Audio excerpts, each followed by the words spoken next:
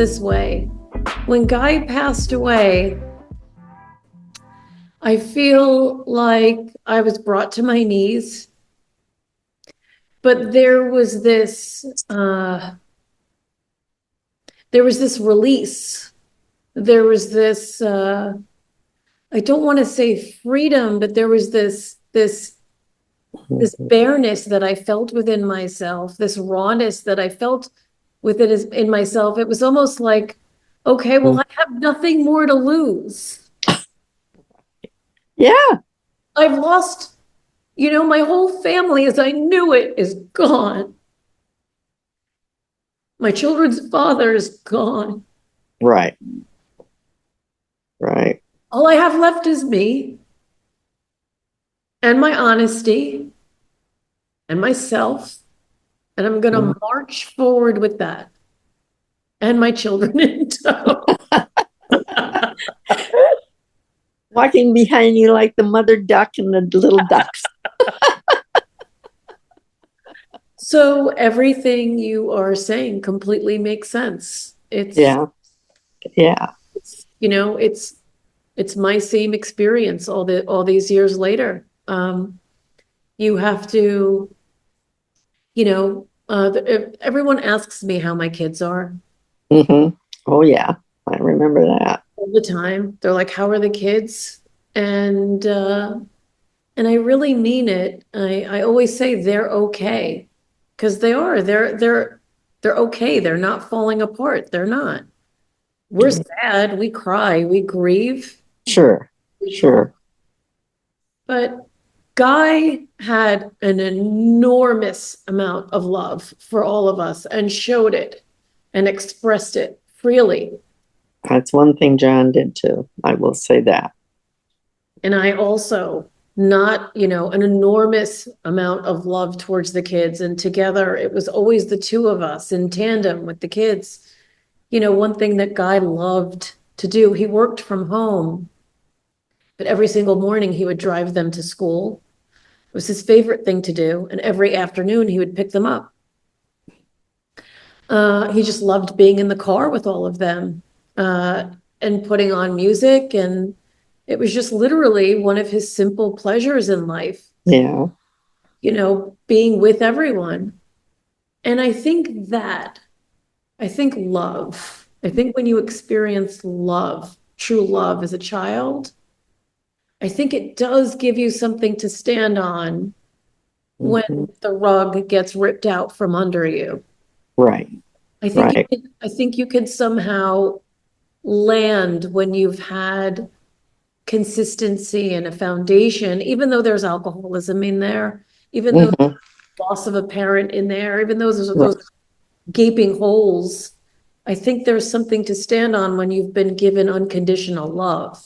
I absolutely agree with you. And I will say that about John too. He was in fact, I remember saying to him, maybe a year before he died, and I said, "Gosh, John," I said, "you are so lovable and such a good person. Why don't you love yourself?" Yeah. Because he was always, we always had people visiting us, or we're taking care of them, or, he was the good person in our marriage. He was a thoughtful person. And because I remember him saying, "Well, that person can come live with us until she has the baby." Yeah. Really? Okay. And of course I went along with it, but I didn't think to offer that. He did. Right. And he just, when we were living in Glendale, he was helping kids with special needs get jobs. Yeah. Nobody knew about that, really. Yeah. But he had a really, really nice obit in the newspaper. It wasn't on the obit page. It was in on the regular newspaper page. Right. And so, uh, and I see a lot of John. I see a lot of John in my kids. I see a lot of John in Kevin. His manner, uh, his sensitivity. So sensitive. Sensitive. No one but us would know that. Right. You're right. Yeah. No one but us would know how he would cry to certain songs or uh you know show his emotions around us. My husband wasn't the most he was a very kind person to his friends that needed something at any moment, but he was like a tornado. My husband was like a tornado. That's how he came into a room and then he left a room. He was in real estate development, which is it's a very cutthroat, difficult, Mm. a challenging, competitive industry. But he really had the ability to do the impossible. If it couldn't be done, he was usually someone that I often described him like water, because water always finds a way. To get through. Good idea. That's what he was like. And he was really, really, really smart.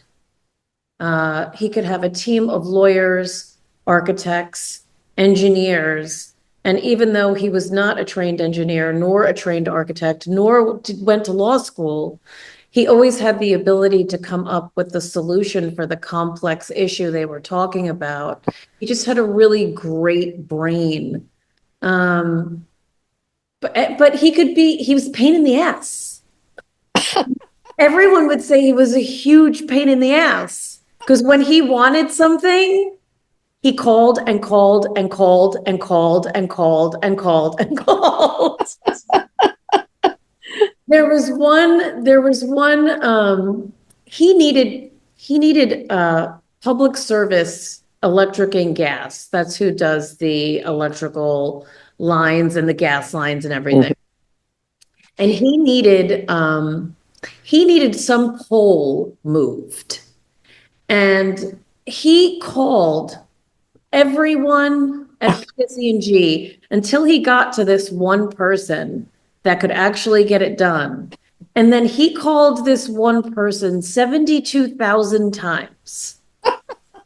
And this gentleman said to him, listen, Guy, he said, I will, they're going to be there on Thursday and it's going to be moved. He was like, but I need you to do me a big favor. Please lose my phone number.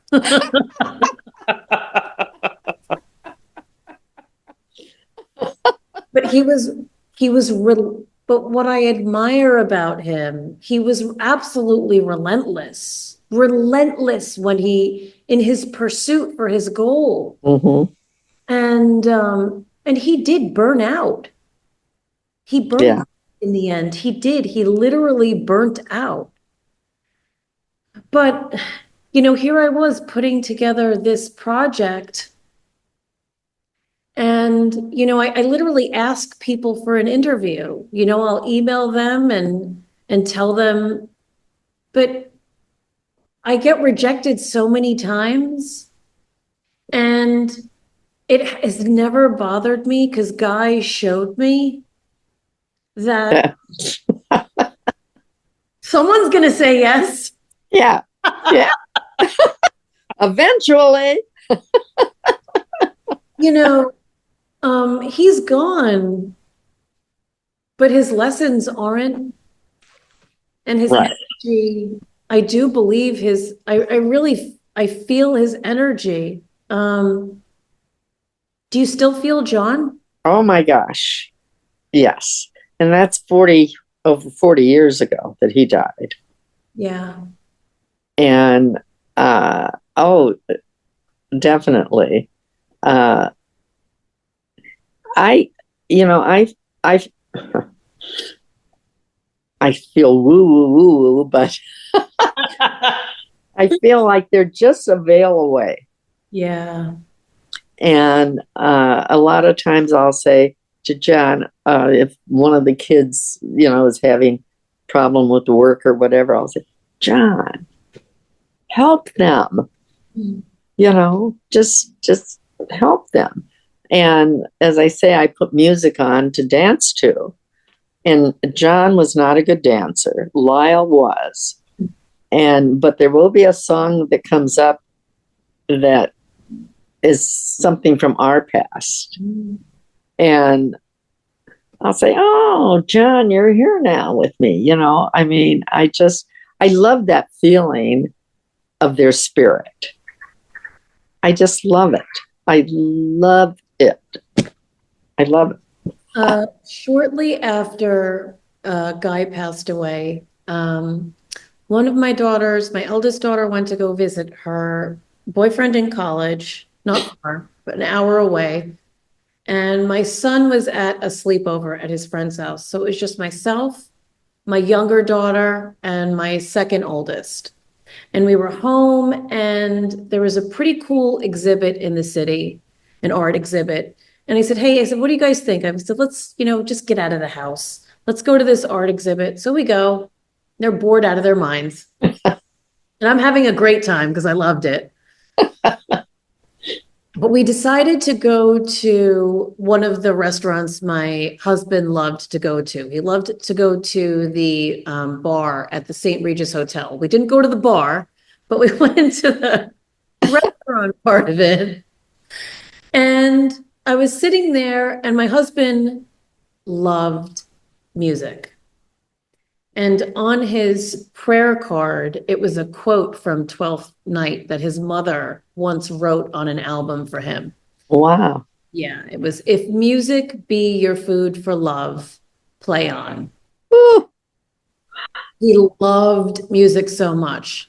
He had these massive speakers in our house, and he'd put on his favorite song, "The louder the better." Madison Square Garden wasn't loud enough for him. That's how loud he wanted it. He was like, everything about him was extreme, Dream. extreme. So we're sitting in the restaurant, and there's live music. It's a bass guitar and a guitarist, two young gentlemen. And I'm sitting there, and I said to myself, my husband loved the song "The Shadow of Your Smile." Oh, yeah. Beautiful, beautiful, beautiful song. And I thought to myself, "Oh, I'm going to ask them to play it." But they were so in sync, I didn't want to disturb them. So I left them alone. I didn't say anything to the kids. And that was the next song they played. See? I'm t- uh, Of all the songs in the songs. world, really. I mean, come on. As my sweet Kevin says, there are no coincidences. No, there aren't. And it brings me a lot of comfort believing that his energy is here I truly believe that. and it's with us, and it'll be with the children, um, until we meet again. Exactly. No, exactly, Trish. I mean, that's uh, that was the good word to use, the energy.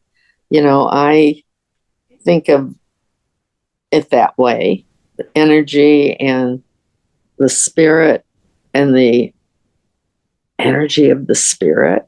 Mhm. I mean, my mother died when she was only 54, and I still feel her. How old were you? 27. Okay. Young. Yes. And I still talk to her. And I think she hears me. I feel very strongly in when we die, how can what is making us talk and think, how can that go? Mm. How can that go? I call it the soul. You can't disappear the soul. The body disappears, but how can you disappear that love, that that stuff that you can't put in your hand? Right. I think about science and how energy can't be created or destroyed.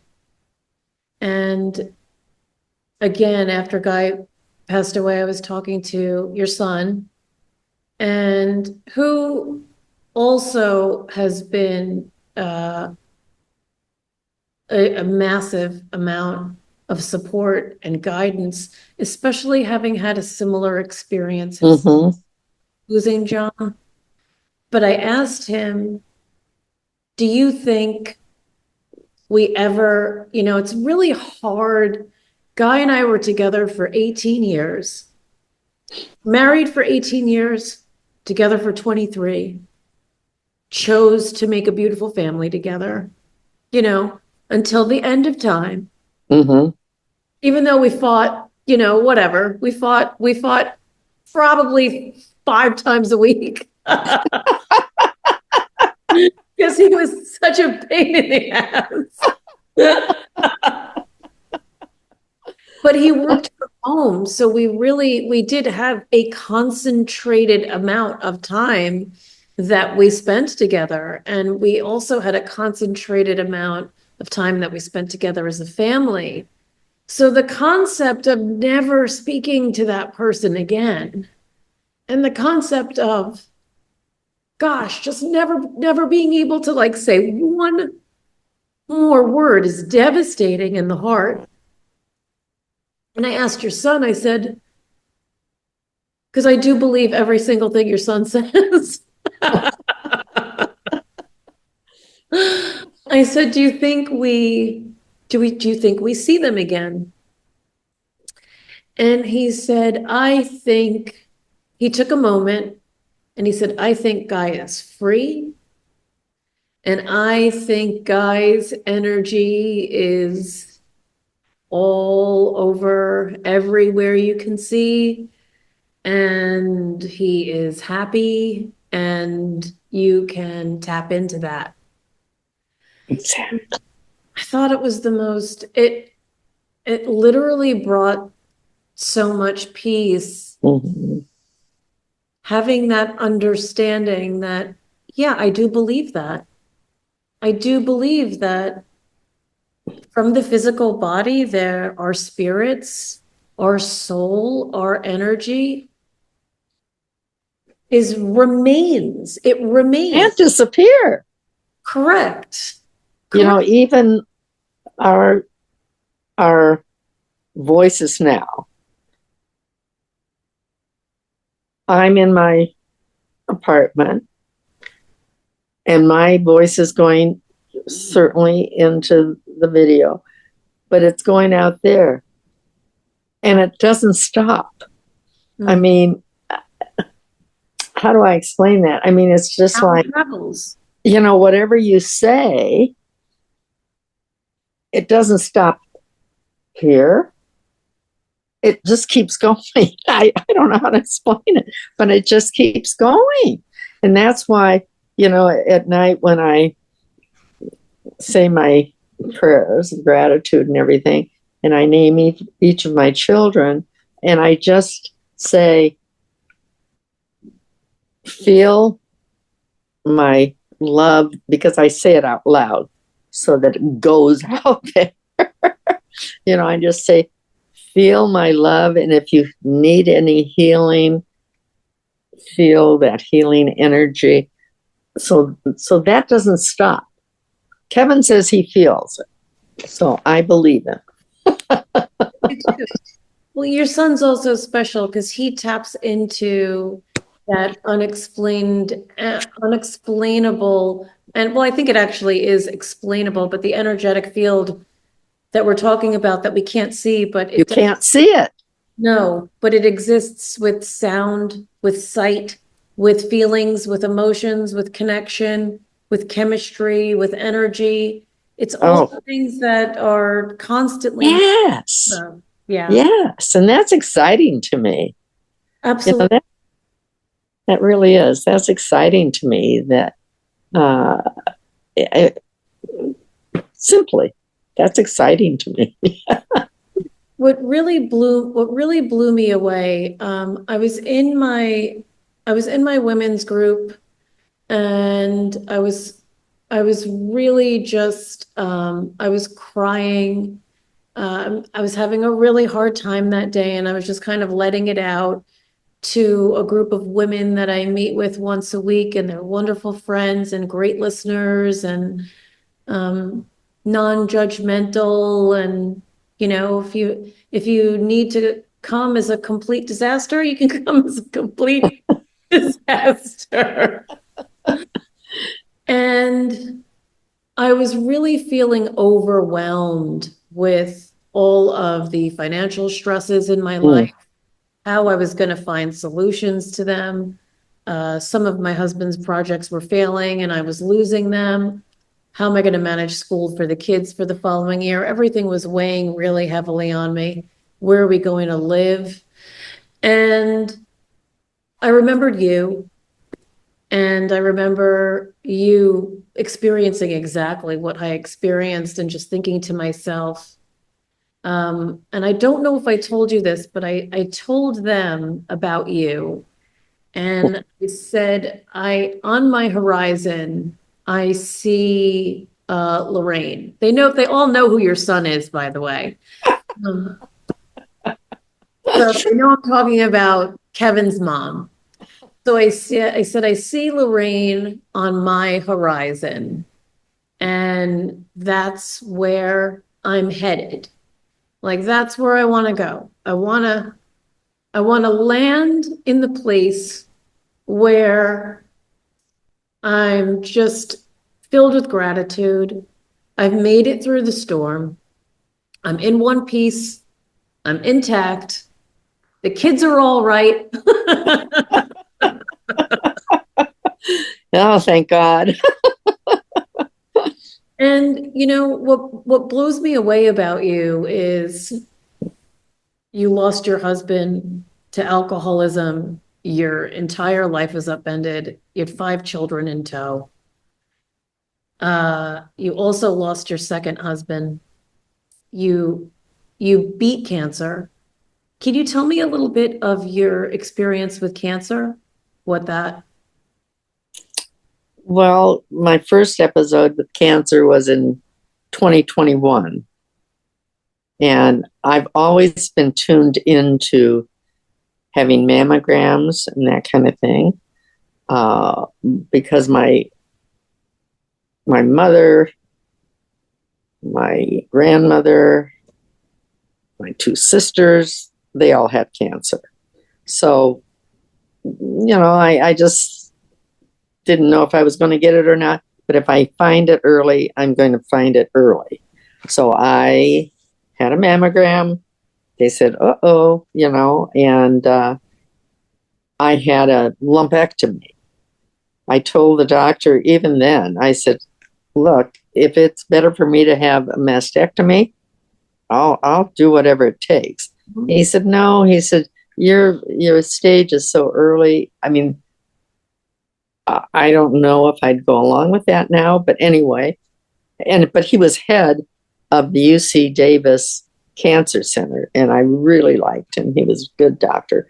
Anyway, he said, I think just a lumpectomy. Well, then I had chemotherapy, and then I had radiation. And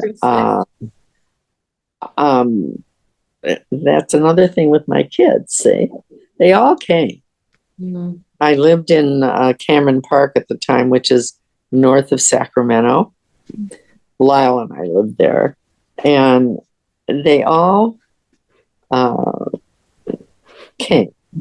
and spent a couple of days or a week or that kind of thing.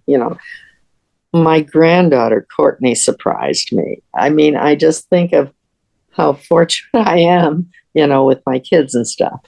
And so I was a couch potato. It, I lost my hair and everything. And I just remember we lived on the golf course. And so I put on a little cap and walk around the golf course as far as I could. And then some days I couldn't even get up to the mailbox. It was just one of those things. Every day was a new day. Yeah. And then it was done. My last, I did a clinical trial, and they asked me if I would do that. And I said, sure. And it almost killed me. So the doctor said, we're not going to do any more chemo. I said, I don't think so either. Because one day I was out to dinner with Lyle, and I just kind of collapsed. And he and the maitre d' took me and I went to the hospital that night, and I had 3rd-degree burns on my hands, and it was crazy. It's crazy. The 3rd-degree burns were from the chemotherapy? Yeah. Oh, yes. Oh, God. Oh, my God. I was peeling. It was. Yeah. And so the doctor, the oncologist, I said, I think we're done with this. She said, definitely, we're done with this, So, but I felt like they learned something from me, because it was a clinical trial thing. And so it helped me feel a little bit better, And then I had radiation for 6 weeks, I guess, which was a piece of cake. Oh, wow. Oh, yeah. I don't know. You're a very resilient, strong person. So a piece of cake to you could be something very difficult for the average person. You're too kind. But seriously, the radiology department was only about a mile from our house. And they had measured me where to do the radiation, and I had a little dock tattoo. And I just throw on some sweats, and I go up to that place, and hi, Lorraine, and I go in, and they go zip, zap, zip, zap, bye. And tomorrow I'd go again. I mean, it didn't hurt. Right. Now, you can get burned, but then I put aloe, and, I was really assertive myself, and so it really was literally a piece of cake. So you do radiation, you do chemotherapy, and did you get a clean bill of health?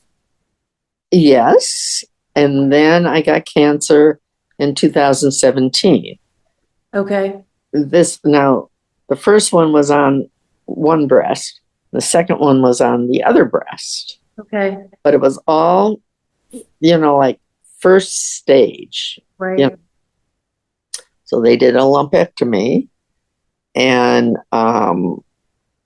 they did not do radiation or chemo, which I now kind of regret, because I got cancer again in 2021. Oh, right. On that same breast. Okay. And and what they did in 21 is I had radiation again. I didn't have chemo, but I had radiation, Have you been cancer-free since? Since 21, yeah. That's great. And I keep, I just had a mammogram a couple of months ago. I go to an oncologist it was every 4 months, and now I go every 6 months, And Let so, me ask you something. Where where do you think your resilience comes from? If you had to trace it back, where do you think it would? I think it comes from my mother. Hmm. My mother was a strong lady. She and my dad were divorced when I was about 10. And my little 5 foot, What year is that? 1942. We were talking about that, and I remember mentioning to you that do you remember why they got divorced? Oh, she should have divorced him a couple of years earlier. I remember Trisha when I was 5 years old, like it's today. And we were living, well, anyway, it doesn't matter. We were living in a little apartment. And Daddy was going out the door. No, he came in the door with a milkshake and the Sunday paper because you could get it Saturday night. And I was thrilled because I could see the funny papers and I could get some of the milkshake. Mhm. And he'd say to my mother, and I remember this, it didn't mean anything to me at the time. He said, "Oh, don't give me a cow's face. I deserve to go out." By himself. Mhm. So, I mean, I think maybe I would have left him a few days after that. I don't know. But um, she stuck with him. And then finally, I don't know what the coup de grace was. I really don't know what the coup de grace was because I was little, I was young. But I will give them both credit. Never once did one of them talk about the other person Hmm. to we three girls. Hmm. Hmm. I mean, Mommy never said anything bad about him, and he never said anything bad about her, which And I think was nice. do you continue to have like a loving relationship with your father? Oh yeah, Yeah. So there you and Mommy. Okay, so my mother was, um, she was young when this happened. She was only 30. What was she? 37. Yeah, 37. And why we talked about her resiliency. She became a lady bouncer at the Palladium in the Hollywood Palladium during the war. Wow. She learned how to do jujitsu. Wow. She learned how to shoot a gun. And she was only 5 foot tall. And she worked at the Palladium, so she knew Tommy Dorsey and Frank Sinatra and all of those people. Mhm. And then she got a job. Somebody called her that knew that she'd worked in costuming some years before when she was first married. And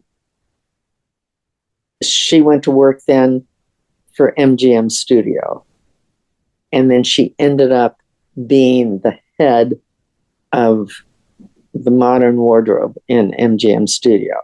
And I remember her, I'd wake up, I could hear her click, click, click, click, her high heels at 5:30 in the morning going to the studio. Do you remember what her parents were like, your grandparents? I remember Meme and Pepe. Pepe died when I was about 11, but they were in Rhode Island. My grandmother, my my grandmother was a pretty strong lady too. When she and Pepe were married, they lived in a flat in Rhode Island, an upstairs flat. She had 3 kids within 3 years, and they never had any more. Now, I don't know what they did about that, but They were cautious. they were very cautious. But I remember Meme saying we're talking about 1905. That's when my mother was born, 1905. And she was the second one. They didn't have an electric stove.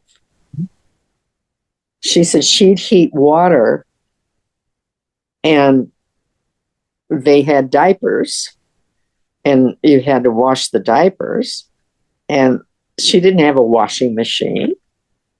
Oh my God. How in the hell did she do it? And she said she'd put the diapers, they had a thing going out the window, and she said in the wintertime, she'd pull it in and they'd all be stiff like that.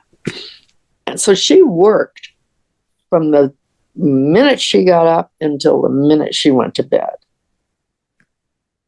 taking care of 3 little kids. You know what's interesting? You bringing that up. It's interesting to think about how laborious being a homemaker, being a stay-at-home mom was in comparison to the luxuries of the dishwashers, washing machines, irons, everything, all of these luxuries that we have today. It's unbelievable. The really hard, callous on your hands work that you did. Yeah. So she was a tough lady. Right. And she nursed Uncle Francis, her baby, for 2 years. It also makes me think about your roots. Yeah. In, again, like how your son says there's no accidents. It's not an accident that you're resilient when you have come from probably a line of women that have fought to maintain their happiness, have fought to maintain their integrity, have fought to maintain their homes, have fought to raise their children. So it's no doubt that you are, kind of walking along the same line in your life. I find it so remarkable because you really are a marker of a human being that could be kind of brought to your knees so many times in life. But I adore your gratitude and your positive attitude and your appreciation for being alive and taking a sip of air and being able to talk to your children every single day, which gets me to, you travel the world still. There's no moss under your feet. Where did you just had your 75th high school reunion? Yes. How was that? Oh my God. And there were what they do is they honor, like this year they honored the classes that ended in 0 and 5. Mm-hmm. So there were like 250 people there or something in the auditorium at the school. And I went to a girls' school. So it was all women. And they announced, I was with 2 of my very best friends from high school. Unbelievable. I mean, Rita and Pat. And they announced, and the ladies from 1950. And I grabbed them both and I stood them up and I said, here we are. Oh my goodness. Oh my God. There were 3 of us there out of a class of 96, So, no, it was very fun. And I saw other people, that from little classes above or whatever. And it was just really, I was so glad I did it. I am planning to go. I said to Rita, we're going to have to go 5 years from now. She said, are you kidding me? She says, we'll be 98 years old. I said, so? Were there, how many people from your class were there? 3. Oh, 3. Wow. 3 out of 96. Out of 96. Wow. Uh-huh. Wow. There were 96 graduates, and there were 3 of us. And my friend Rita, who has been my friend since third grade, by the way, and Pat, oh my God, she was a dearest friend in high school. So I felt very fortunate that those two made it. Rita had tried to call different people and they had either passed away or they were physically unable to come, Right. Whatever. And so I, again, feel so fortunate that I'm able to do that today. What do you have any trips coming up? What? I'm sorry, what? Do you have any trips coming up? Well, of course, we were supposed to go to Paris, but that got canceled because my friend had a stroke. How was Sue? Sue. How is she? She's doing great. I went to dinner with her last night. The only thing that she has now come to accept is that she has to use a walker. I said, we're going to bling it up, Sue. I said, we're going to just... What are you going to do? I said, we got to think of something really creative. And my daughter today, I was talking to her this morning, and I was saying this because I saw her walker last night at her apartment. And Janine said, well, why don't you every season choose something different so that it's different all the time? You could get those streamers that on the bicycle ends. You could get her a little bell. They sell all of these. Oh, yes, like a bike bell. Yeah. And she could be really obnoxious and aggressive when people are in her. Oh, yeah. Get out of my way. And I have one. I have one here. Oh, my God. Great idea, Trish. I'm going to give her my bell.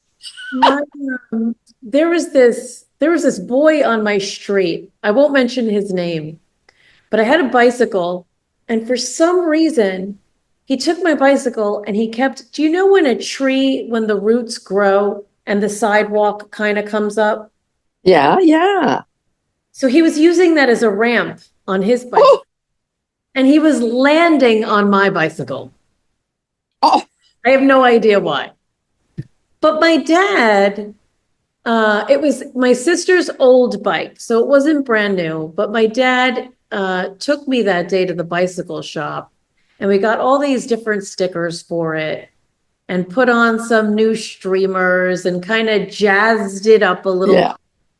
And I loved that bike. And you should definitely, it reminded me of that when we were talking about Sue's new walker. Let me ask you a question. Sure. This is something that I thought about that I'm going to turn into kind of a compilation of what everybody's different answer is. So, what do you think the meaning of life is? Oh my gosh. That's a heavy duty question. Well, I'd have to chew on that for a while. Do you want to come back to it? The meaning of life. Wow. You just blew my mind away a little bit. I'm shocked. You've seen it all too. What is the meaning of life? Okay, I'm going to say my meaning of life is to live the best way I can, to be kind to others, to be honest. I mean, when I'm talking about maybe the meaning of the life is how I want to live my life. I don't know if that's the same as the meaning of life or not. Maybe it isn't, but I just know that I want to be there for people. I want to, it all sounds goody two shoes because I'm not that goody two shoes, but I really want, I'm loyal and I want to be, anyway, it's faith, you know. Um, that's such a good question. Such a good question. But I just, I think of, I mean, the meaning of life.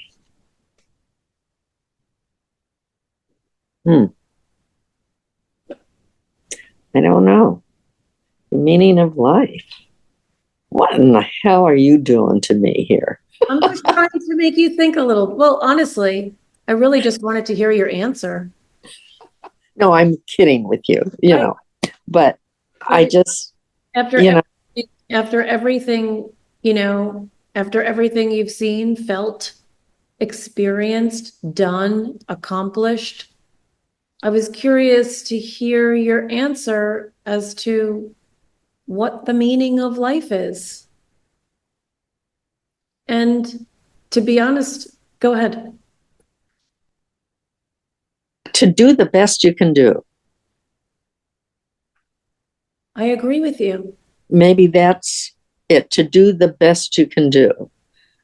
And that does not mean being perfect, but to do the best you can do. To do the best you can do if you have kids, to do the best you can do if you're working, to do the best you can do, whatever that is. And I think what I've found in you is that you've always done that.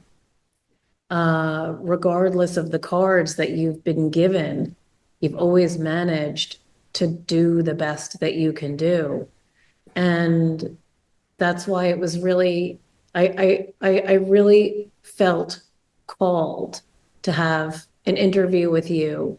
And I really felt called to have a conversation with you just in recognition of you doing exactly that, the best that you can do in any kind of given situation.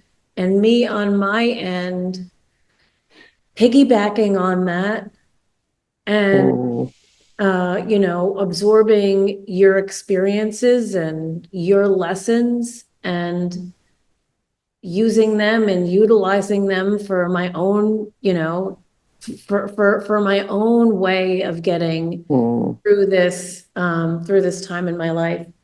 But I, when I think about that, I've thought about that question so much throughout the course of my life. Mm-hmm. When you see something like a war, the Holocaust, or there's children starving. Mm-hmm. And, there's people that are enormously wealthy and people that are, in complete poverty. I can go get a glass of water. Someone can't get exactly a glass of water. So you wonder, but then when you think about your answer, are you doing the best you can do? Are the leaders of the country doing the best they can do? Or is every mother and father doing the best that they can do? And we're